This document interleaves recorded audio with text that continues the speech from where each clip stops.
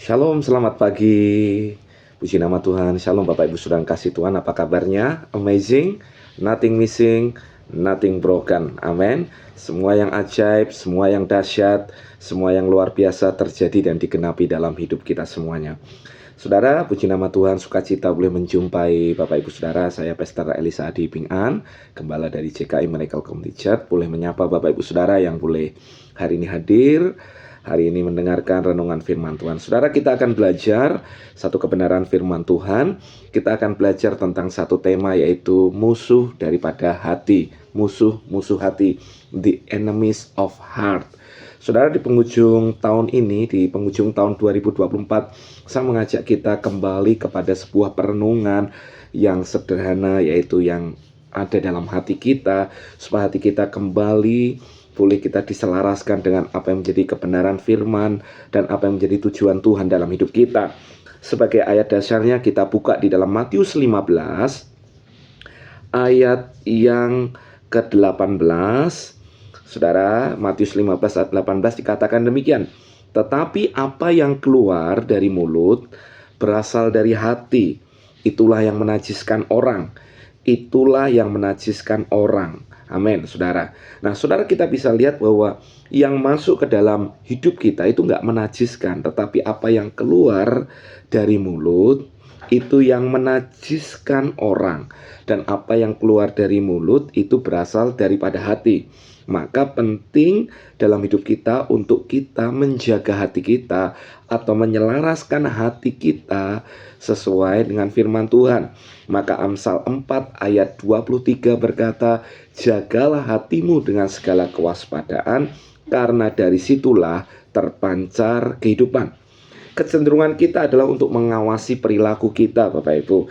Sementara hati kita seringkali terabaikan.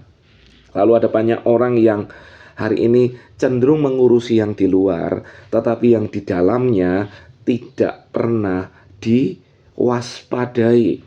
Maka hati itu penuh dengan misteri. Makanya dalam kitab Yeremia dikatakan demikian, siapakah yang dapat mengetahuinya? Karena hati kalau nggak dijaga begitu licik hati seseorang. Nah, saudara, maka saya mengajak kita semua untuk kita kembali kepada sebuah perenungan hati kita di penghujung tahun ini. Saudara, kalau kita merenung, kenapa ada banyak hal yang begitu saja jadi rusak? Kenapa tiba-tiba orang yang awalnya pernikahan baik tiba-tiba mengajukan cerai? Tiba-tiba seorang perilaku anak yang tiba-tiba berubah. Tiba-tiba ada banyak orang yang terikat dengan kebiasaan-kebiasaan yang buruk. Entah dari mana kata-kata yang begitu menyakiti menembus jiwa orang yang sangat dicintainya. Tiba-tiba hari ini tiba-tiba hubungan itu dirusak. Ternyata itu bicara tentang semua berawal dari hati. Nah, hati kita akan memunculkan banyak perilaku. Hati kita akan memunculkan banyak pernyataan dan perkataan.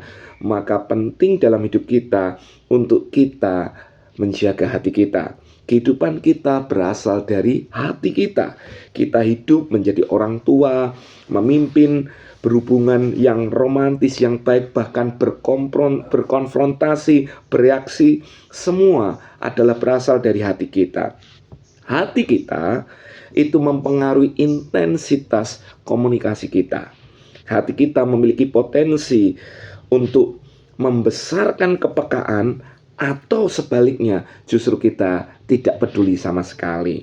Maka setiap area dalam kehidupan yang bersentuhan atau bersinggungan dengan hati, maka semuanya itu perlu kita jagai.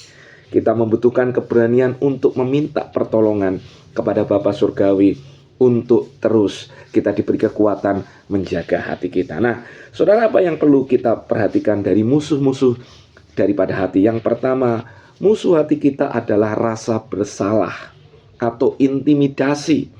Rasa bersalah adalah hasil dari melakukan sesuatu yang menurut kita tidak benar.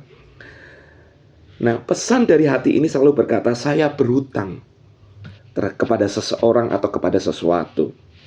Nah, saudara, Banyak orang yang hari ini menjalani hari-harinya terus diikuti rasa bersalah, terintimidasi, merasa tidak layak, merasa dia mencoba menyelesaikannya, dia merasa tidak beres-beres karena dia terus diikuti oleh perasaan yang terus dikejar oleh rasa bersalah. Berapa banyak perbuatan baik seseorang, tetapi ketika dia diikuti oleh rasa bersalah, ternyata itu seperti hutang yang terus mengejar yang tidak pernah terselesaikan dalam hidupnya. Dan mereka berpikir bahwa ini harus dibayar atau dibatalkan agar hati mengalami kelepasan. Nah, bagaimana cara untuk membatalkan rasa bersalah yang menjadi musuh hati kita?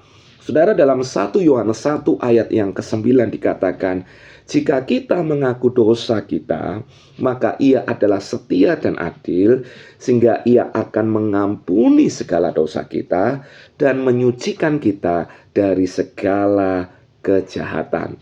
Nah, saudara, penting dalam hidup kita untuk kita berani jujur, terbuka, mengaku, untuk memutuskan lingkaran dosa yang seringkali mengikat dengan rasa bersalah ini. Dan seperti pada umumnya, waktu kita berani jujur mengakui terbuka di hadapan Tuhan, sebenarnya hati kita, disitulah hati kita justru akan mendapatkan damai sejahtera dan kelepasan. Tetapi berapa banyak seringkali kita justru dirongrong oleh rasa bersalah karena kita tidak berani jujur datang kepada Tuhan. Kita mencoba dengan kekuatan kita mencoba dengan kekuatan kita, maka kita sering mendengar, saya akan bereskan dulu supaya baru saya akan datang sama Tuhan. Saudara nggak akan mungkin bisa membereskan rasa bersalah yang menjadi musuh hati kita tanpa kita datang pada Tuhan dan terbuka di hadapannya. Ingat sekali lagi, Tuhan tidak pernah menolak orang berdosa, tapi Tuhan selalu mengasihi orang-orang yang datang kepadanya dan membutuhkan kasih karunia-Nya. Jika kita mulai jujur, keterbukaan akan melepaskan kita dari rasa bersalah itu. Amin.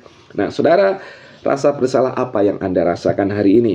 Mari belajar terbuka mengakui dosa kita kepada Tuhan dan kepada seseorang yang mungkin sudah kita sakiti. Kita berani terbuka itu. Lakukanlah itu, karena ini akan membereskan salah satu musuh hati kita, yaitu rasa bersalah. Yang kedua, saudara, apa musuh yang kedua daripada hati kita? Yaitu adalah rasa marah atau luka dan amarah. Kita menjadi marah saat kita tidak mendapatkan apa yang kita inginkan. Saudara bisa menunjukkan kepada saya orang-orang yang marah, maka saya juga akan memperlihatkan kepada saudara adalah orang-orang yang terluka dalam hatinya. Ternyata luka dan amarah menjadi satu paket. Ada orang-orang yang dimulai dari luka-luka yang akhirnya luka itu menganga, yang tidak pernah terobati, sehingga menimbulkan sebuah ledakan kemarahan yang luar biasa. Nah, orang yang dikuasai oleh yang namanya luka dan amarah ini adalah orang-orang yang selalu hatinya akan berkata bahwa seseorang berhutang pada saya, maka dia akan menuntut seseorang untuk terus, saudara, membayarkan hutangnya. Orang yang demikian, saudara, akan terus dirongrong. Dia akan punya kepahitan, dia akan punya kemarahan yang terus-menerus dari waktu ke waktu. Maka di penghujung tahun 2024, kita semua beres dengan masalah hati kita, maka kita harus lepaskan luka dan amarah. Bagaimana, saudara, kita bisa melepaskan diri dari luka dan amarah ini? Nah, saudara, kalau sudah lihat orang yang luka dan amarah ini, dia akan berkata gini, engkau merusak reputasiku. Dia merasa orang lain berhutang sama dia. Engkau mengambil tahun-tahun terbaik dalam hidupku. Engkau mencuri pernikahanku. Engkau berhutang kepadaku. Engkau merampok masa remajaku. Engkau berhutang kesempatan kepadaku. Nah, saudara, orang-orang demikian terus akan mencoba untuk orang lain menyelesaikannya kepada dia. Nah, akar dari rasa amarah ini sebenarnya adalah pemahaman bahwa sesuatu telah diambil daripadanya. Sesuatu berhutang kepada Anda, dan sekarang hubungan hutang yang berhutang telah terbentuk. Nah, saudara, bagaimana Anda menyelesaikan ini? Saudara, kita hanya bisa menyelesaikan luka dan amarah ketika kita berhenti untuk melepaskan hutang itu, atau kita melepaskan luka dan amarah itu. Dengan apa, saudara? Saudara membatalkannya dengan saudara memberi yang namanya pengampunan. Hari ini haruslah menjadi hari di mana Anda berhenti memegang luka itu. Bahwa Anda tidak bisa membatalkan apa yang telah dilakukan sebelumnya, sama benarnya dengan Anda tidak membiarkan masa lalu mengendalikan masa depan Anda. Kita diperintahkan dalam Efesus 4 dikatakan bahwa segala kepahitan, kegeraman, kemarahan, pertikaian, dan fitnah hendaklah dibuang dari antara kamu. Kita melakukannya dengan saling mengampuni, sebagaimana Allah dalam Kristus telah mengampuni kamu. Nah, obat untuk rasa amarah ini adalah pengampunan. Saya mengajak kita kembali untuk kita ngampuni. Saudara, berapa banyak seringkali ada orang-orang yang menyakiti kita dan menimbulkan luka dalam hidup kita. Kalau kita menunggu hutang itu dibayar kembali atas apa yang dilakukan orang lain terhadap kita, kita justru yang akan terluka dan terus akan terikat dengan kemarahan. Tetapi jika kita sebagai orang yang membatalkan hutang itu dengan melepaskan pengampunan, sebenarnya kita sedang mengambil keputusan untuk lepas dan terbebas dari luka dan amarah. Saudara, inilah keputusan yang harus kita ambil hari-hari ini untuk melepaskan luka dan amarah dalam hidup kita. Ada orang-orang yang terluka baik dengan kesalahan orang lain yang sengaja dan tidak disengaja. Tapi keputusannya adalah waktu Bapak Ibu Saudara memberi pengampunan, saudara sedang hari ini melepaskan itu dan saudara mengalami kemerdekaan di dalam Dia. Anda memutuskan untuk mengampuni, Anda sedang membatalkan hutang itu, dan engkau akan mengalami kemerdekaan. Nah, kenali dengan siapa Bapak Ibu marah. Tentukan apa yang menjadi hutang mereka dalam amarah yang Bapak Ibu terima. Batalkan hutang itu dengan mengampuni mereka, dan jangan biarkan amarah itu terbentuk kembali dalam hidup Bapak Ibu. Kita akan mengalami kemerdekaan. Amin. Yang ketiga, saudara, musuh dari hati yang ketiga adalah ketamakan. Ayo katakan dengan saya, ketamakan. Inilah saat dimana kita merasa bahwa kita layak mendapatkan lebih dan lebih lagi. Kata tamak berarti tidak pernah puas dengan apa yang diterimanya. Saudara, kekayaan, harta duniawi menjadi tujuan utama dalam hidup kita. Sehingga ketamakan berkata, saya berhutang kepada diri saya sendiri. Berapa banyak orang hari-hari ini yang fokusnya hanya mengejar kekayaan, harta benda yang lebih karena hidupnya dikuasai oleh ketamakan. Maka Yesus sendiri berkata dalam firman-Nya bahwa, saudara, bahwa orang yang dia punya segalanya berjaga-jaga dengan yang namanya ketamakan, orangnya hidupnya tidak bergantung dengan itu. Yesus berkata, berjaga-jagalah dan waspadalah terhadap ketamakan. Mengapa? Karena dari keempat kondisi hati yang kita perhatikan, tamak adalah musuh hati yang paling halus. Itu ada dalam hidup kita. Tamak adalah bisa berdiam dalam hati kita dan hidup di sana bertahun-tahun. Hati yang tidak terjaga sangat rentan terhadap penyakit ketamakan ini. Sukar dikenali, terutama secara mandiri dalam hidup kita. Maka Yesus melanjutkan bahwa hidup bukan hanya berisikan soal kelimpahan harta. Kita semua tahu ini. Tetapi hati-hati dengan ketamakan ini. Maka setelah Yesus menceritakan perumpamaan, Yesus memberikan definisi orang yang tamak adalah seseorang yang menyimpan harta benda untuk dirinya sendiri, tetapi tidak kaya di hadapan Allah. Menjadi kaya di hadapan Allah adalah perkataan Yesus untuk menjadi murah hati terhadap mereka yang membutuhkan. Orang yang tamak adalah pria atau wanita yang mengumpulkan sesuatu dengan tidak pernah puasnya, tetapi sangat tidak murah hati.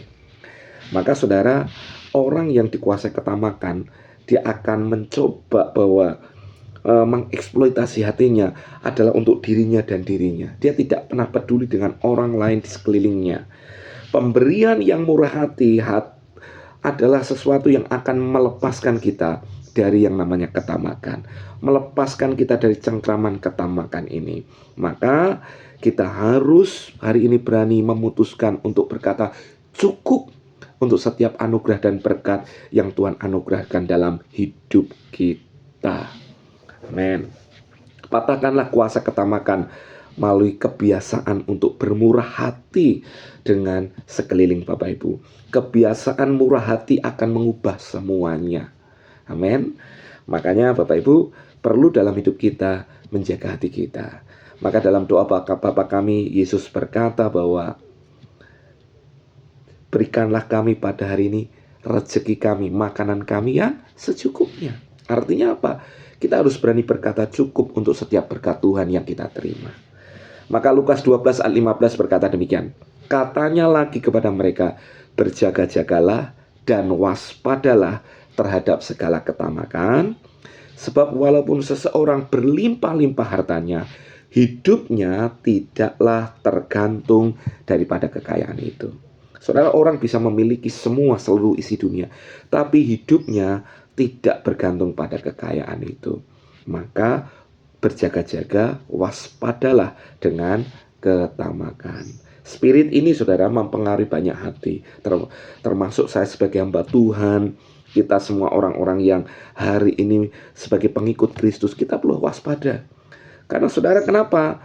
Karena kalau kita terjebak oleh ketamakan ini saudara, ini musuh yang halus. Kelihatannya kita akan sepertinya tidak merasa apa-apa, tapi hati kita dikuasai untuk berkata terus kepada diri kita. Kita punya egosentris yang begitu besar, sehingga kita lupa bahwa ada orang-orang di sekeliling kita yang butuh uluran tangan dari hidup kita. Maka saudara, firman Tuhan berkata bahwa kita perlu waspada dan berjaga-jaga dari segala ketamakan. Amin. Ada satu pujian yang berapa waktu ini dalam sebuah drama kami nyanyikan, yaitu bagaimana dengan mereka yang menjerit karena lapar, yang hidup dari belas kasihan, orang seperti kita. Artinya apa saudara? Kita hidup bukan untuk diri kita sendiri, kita hidup adalah untuk kita menjadi berkat bagi banyak orang. Jadi jagai hati kita dari segala ketamakan.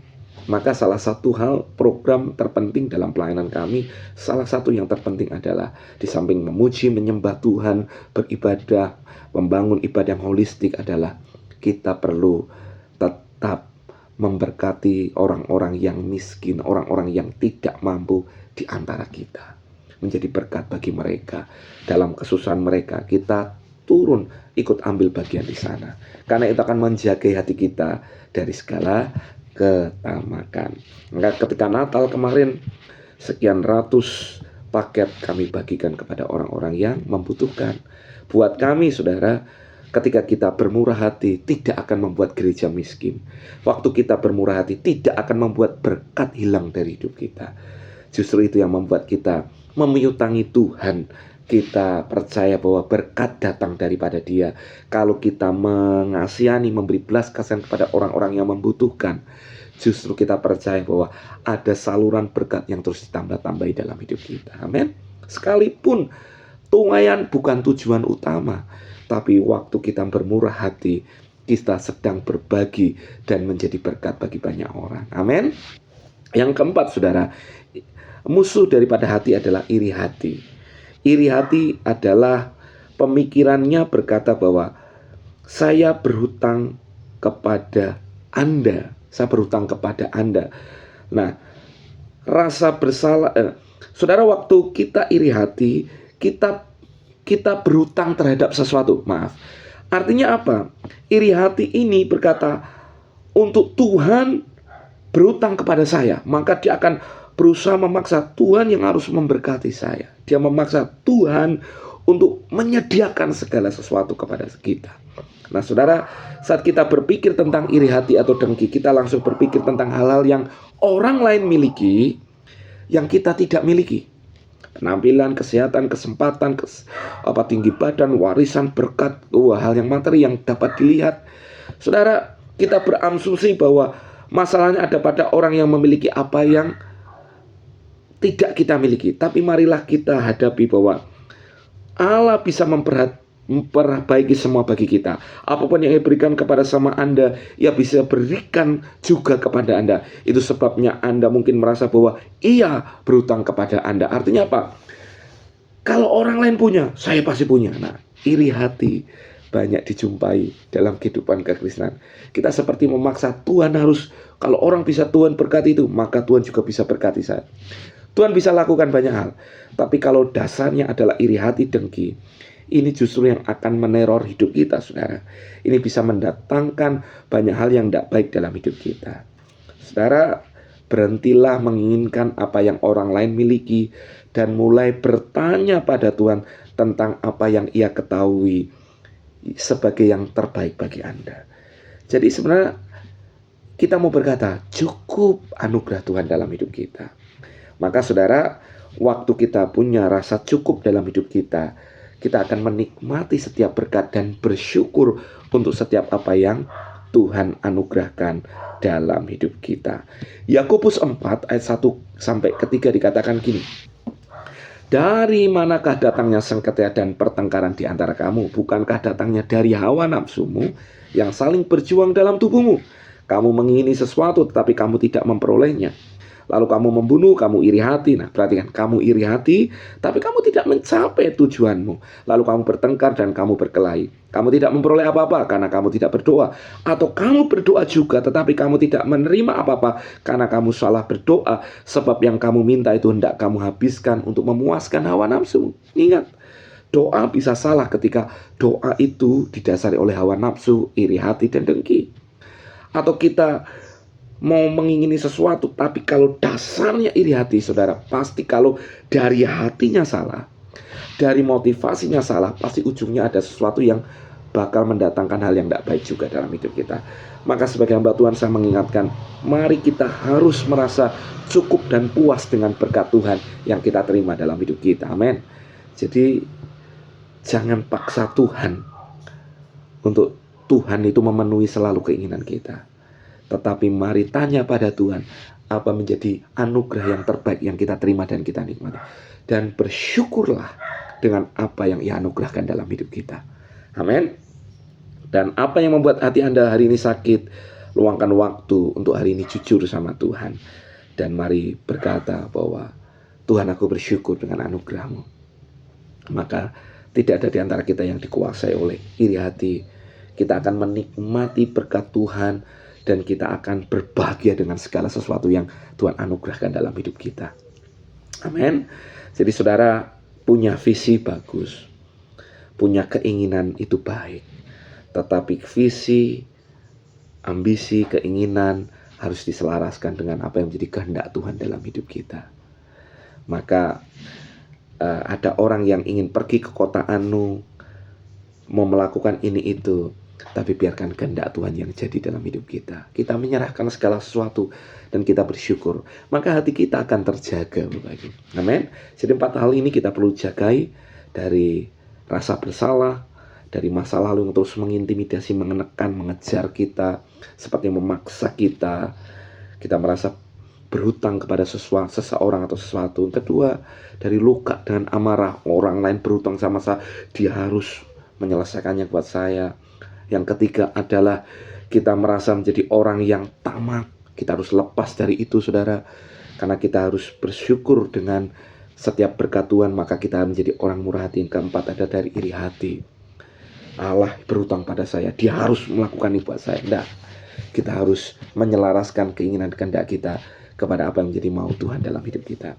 Ketika kita tahu porsi yang dimana kita harus kerjakan, kita akan mengalami anugerah dan berkat Tuhan justru melimpah dalam hidup kita, tetapi hati kita tetap terjaga dalam kekuatan anugerahnya, kasih karunia-Nya. Amin. Saya berdoa kita semua di penghujung tahun ini kita boleh merefleksikan hidup kita. Kita datang dengan kemurnian, ketulusan, dan kita boleh tetap punya hati yang benar di hadapan Tuhan. Mari kita sama-sama berdoa. Terima kasih Tuhan buat hari ini, buat anugerah-Mu, buat berkat-Mu, buat semua hal yang Tuhan anugerahkan dalam hidup kami. Kami hanya berkata, cukup anugerah Tuhan dalam hidup kami. Beri kami kekuatan untuk kami lepas dari rasa bersalah. Ajari kami untuk kami juga boleh lepas dari luka dan amarah dengan kami mengampuni, dengan kami jujur di hadapan Tuhan. Kami lepas daripada yang ketamakan hati yang membuat kami tidak pernah puas dengan kehidupan ini. Tapi kami boleh bersyukur dan berkata, cukup anugerah Tuhan buat hidup kami. Dan kami lepas daripada iri hati, dengki, sehingga kami boleh berkata, cukup anugerah Tuhan. Kami bersyukur dengan kehidupan ini, sehingga kami tidak menyalahkan siapapun, dan kami tidak menuntut siapapun. Bahkan kami bangga kami memiliki Tuhan dalam hidup kami. Berkat-Mu melimpah dalam hidup kami, dan biarkan setiap kami boleh menutup tahun ini dan membuka tahun ini, tahun yang baru dengan anugerah dan berkat Tuhan yang melimpah. Terima kasih Tuhan, demi nama Yesus kami berdoa, kami mengucap syukur. Haleluya. Amin. God bless you all.